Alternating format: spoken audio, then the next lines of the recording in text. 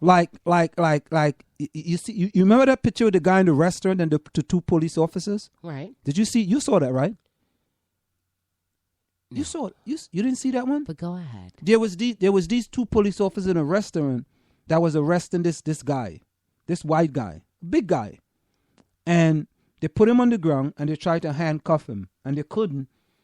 They tased him, and he jumped up in the air and he continued, and he went over and he started to punch the other police officer. He was punching him, man. It was like Jerry Cooney. Jerry Cooney is a boxer. Sounds like the Hulk for real. Yeah, go ahead. He talk about Hulk Hogan, so I gotta get. That's the Jerry Cooney, man. He was punching that officer, man, and all the officer put out was a taser gun. He wanted to tase him, tase, and the guy, and he didn't pull out his revolver. He had it now. Now remember, the other cop is 5 feet away. He didn't pull out his revolver either. He had his tasing gun out and only tasing the guy, tasing him. Now, let's flip the script a little bit. Flip the script. And the guy was big now. So if you flip the script and put a big black guy in his This guy was big, man, and he had a hat on backwards. Let's flip the script. The guy had on his hood. Right? And he had his pants down by his knees. And two cops in a restaurant, and the brother's not following orders. I told you to sit. You're not going to sit. I think my life is in jeopardy. That guy, those two officers, their lives were in jeopardy, man. And one officer was 5 feet away. 5 feet away. He did not draw his revolver. Listen. So your point is, don't look at me like that. I just want you to get to your point so we can move the discussion. Your point is that they did not shoot this guy because he's white. And no, I'm not saying that. So? All I'm saying is that if you put that video next to a Trayvon Martin video or next to a Michael Brown video, you will see it's different strokes for different folks. Or the Eric Garner video. Huh? A real video that we have with Eric Garner. Yeah, or a video with Eric Garner. Different stroke for different. Why does I was listening to a show today and someone said, let's switch the roles a minute. Switch the roles. And he said, if Eric Garner were a white man and there was 5 black cops standing around and one of the black cops choked him, how do you think you would react? Then okay, now it's time to move to a commercial. It was like, how do you think I would react? No, this was a question that a caller called in and posed. If the black cop is wrong, he should suffer the consequences of whatever it is. That's it. I'm not looking at it to say that because he is white or because he's pink or because he's green. To me, whatever the consequences are, right, you should suffer those consequences. And you can say the same thing for Darren Wilson. That, you know what? But think about this. We all trust the New York Times, right? Yeah. We all trust the New York Times. I'm looking at a Times article here. Let me hear what you've got. Ferguson grand jury faced massive evidence in decision, much of it conflicting. This is the New York Times. Right. Michael Brown became so angry when he was stopped by Officer Darren Wilson on Canefield Drive here on August 9th. His face looked like a demon. The officer will later tell the grand jury. So, oh my God. We just calmed down. So, but this is the cop saying this. But the Times reported it that way. No, this is the cop saying that. Okay. We're not really human, Anselm, but keep going with the article. Where do you think these descriptions come from? That description must have come from whom? It came from Darren, yes? No, but how did he come up to know that this guy? How did he come up to know that when you are that? Look at you. Oh, my God. You really need to be on television. Yeah, but how do you come up that you look like a demon? What made you come to that conclusion? I understand you're saying that the media has taught us these things. Exactly. All right. So what has happened is that he has looked at Fox, right, over and over, and Fox You could get those images anywhere, but go ahead. Not to take it for or Fox. ABC or NBC or whoever, and they have told you that. You see those guys over there that's looting? They are demons in this society. Will you keep going? What else in the article? Keep going. He testified that when Brown reached into his officer's vehicle and fought him for his gun, Mr. Brown was so physically overpowering that the officer felt like a 5-year-old holding on to Hulk Hogan. Keep going. This guy's got... Keep going. I can't believe that. This is silly. I mean, that's not silly, but I mean, I can see that because little kids. You want me to repeat that? No, you don't have to repeat it. I can see the story. I can and see listen it to in this my head. one. And when Brown ran away and then turned to face Officer Wilson, the officer recalled he did not raise his hand in a gesture of retreat, as many neighbors have said. He made a grunting, like aggravated song. This is in quotes now. So, not only was he Hulk Hogan. What he's doing is painting a frightening picture that all of these people have in their head. Not only is he a demon, not only is he Hulk Hogan, but he's acting like the devil as well and grunting and making an aggravated song because the devil makes a song, right? So he's making a grunting like aggravated song, clenched his left hand into a fist, tucked his right hand under his shirt towards his waistband, and began running at the officer who shot him dead. Now listen.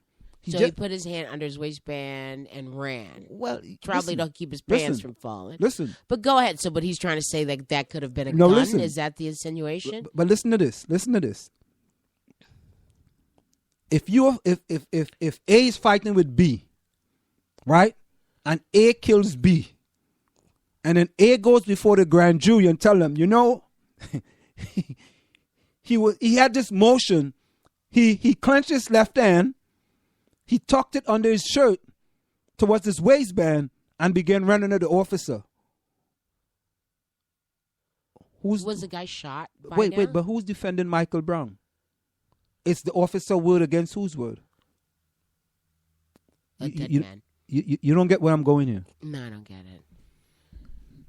Michael Brown is dead, right? The officer is telling the grand jury what happened. There's no one there to defend Michael Brown, as far as whether it's the coroner who did the autopsy to say that Michael Brown was shot in the back of the head or whatever. This is this guy's story. So I didn't read this before, but to me, you remember when that guy said, if the gloves don't fit, you got to acquit? Right. That was O.J. Wilson, O.J. Simpson, O.J. Wilson. I'm putting Flip Wilson and O.J. Johnny Cochran, and O.J. Simpson actually, together. But go ahead. You remember when Johnny Cochran yeah. said, if the gloves don't fit, you must acquit? Right. If this story don't add up, this story doesn't add up. Well, let me... So let me continue. Mm-hmm. That account, a vivid and vastly different version from what many people believe happened on August 9th, was given by Officer Wilson when he testified before a St. Louis County grand jury in September. The officer recollection of that day, told over several hours, was part of a trove of thousands of pages of document released to the public on Monday, after the county prosecutor, Robert P. McCullough, announced that the grand jury has decided to bring no criminal charges in the case. Officer Wilson's version of events was just one part of a vast catalog of testimony and other evidence that the grand jury jurors absorbed during the 3 months that they heard the case. Yet it appeared to have helped convince the jurors, a group of 9 whites and 3 African Americans, that the officer had committed no crime when he killed Mr. Brown. On Monday, the announcement that there was no indictment set of violent protests, burning and looting throughout the beleaguered St. Louis suburb of Ferguson. Most grand jury proceedings are swift and simple. A few witnesses are called, the prosecutor makes the case for an indictment, and the jurors vote. But the grand jury in the Wilson case met for an extraordinary long session. Hearing what the prosecutor said was absolutely everything that could be considered testimony or evidence in the case. While what happened in the grand jury room is almost always kept secret, Mr. Collar insisted on making the transcript of the proceedings available to the public immediately after the session concluded. Unlike most defendants, Officer Wilson testified before the grand jury. I don't really want to go on. What do you have? Well, we have that tape. We also have that tape for that guy with the gun. I'm looking at. I'd like to hear that soon. I've been trying to process this today because, trying to find something rational in all of this. And I realize that there are things that I know and there are things that I do not know and do not understand. I think that once I learned that, hold on a second, that that this did not stop after I went to bed and that it continued late into the night. And it kept going, and to the point where I think the last time I heard there were 84 arrests. But one article I read that came out of Ferguson, or Missouri rather, said that there were 63 arrests, and 59 of those people actually were from Ferguson. And it listed what they were arrested for. One of them was arrested for arson, and some looting, and others, entanglements with police directly. There are a lot of things going on because then there was also another demonstration that was on the highway stopping traffic, which they didn't talk about that much. Interesting act of civil disobedience. And the fact that they'd called out the National Guard. So very early, but still there was looting and rioting and the burning of things. And not once did I see any evidence of any fire department, not to say that it didn't exist, but I didn't see any fire department trying to put out any fires. And the images on the media kept showing, people in front of a liquor store, in front of McDonald's, mobs of people running. There are just so many questions and things I didn't understand. I didn't really understand the whole process, how the process worked. What exactly a grand jury does. I understood the composition of it and that these people had been picked earlier. 3 of them were black. I guess this was a representation of the area. These people were picked ahead of time. A what? A representation? A representation, probably of that county. Yes. So 3 out of 10 people in that Ferguson's county. predominantly... No, that it wasn't. It's probably a county thing. It wasn't that town specifically. So it wasn't just that. Just like when you get called to jury duty, or when I've been called to jury duty to serve, perhaps it's a petite juror, whatever that exactly means. That was for the county of Essex. It was never for the town of South Maplewood or anything like that. So was this just black kids out there? Were there white kids? And I heard the oldest person arrested was about 66 years old, and the youngest was about 17 years old. No. I have another point.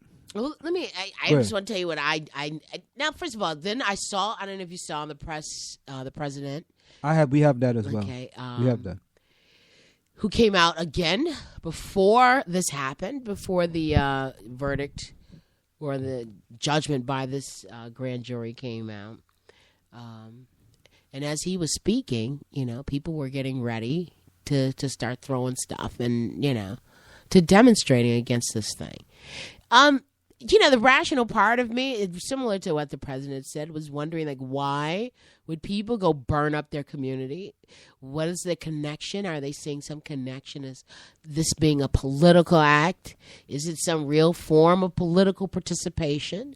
Because I would have said at any other time that a riot is not necessarily a political participatory thing. It's just a riot. And riots are generally, from everything I've read today, based on police action. But here is the next question. Or in response to an inaction or incorrect action of a police